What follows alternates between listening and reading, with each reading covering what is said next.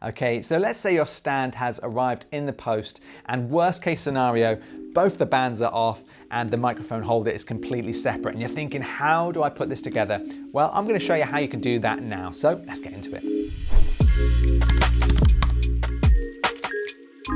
Okay, so when it comes in the box, you may find that you've got your stand, you've got your microphone holder and 2 bands. So the best way to put this together is get your first band and then connect this to the top part of the shock mount and just keep it nice and even, create a nice even circle and then just push the band into the little holders here at the top.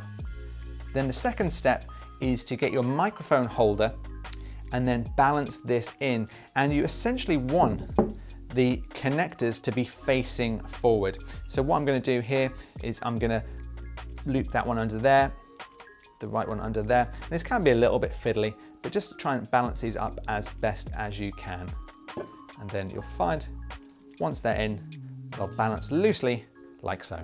Secondly, what you want to do is attach the bottom elastic band. So I would tilt the stand very, very slightly and again, push these up into the little holders for the band, making sure that it's not too tight or loose in particular areas. And if you find that it's loose one end and tight one end, just pull the band round so you get a nice even circle all the way around the band. And then what we're going to do now is slowly do each part one by one. But the best way to do it is do it in a circular motion. So I'm going to connect one and work all the way around. So I'm going to connect this one here, and then I'm going to take this off slightly and connect it to this second bit.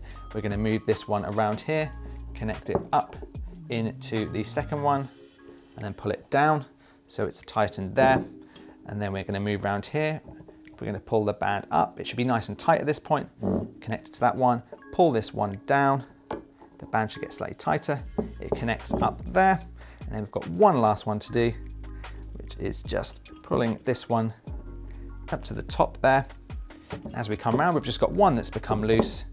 So we are going to connect this to there. And as you can see, the stand is nice and secure and it's back to how it should be.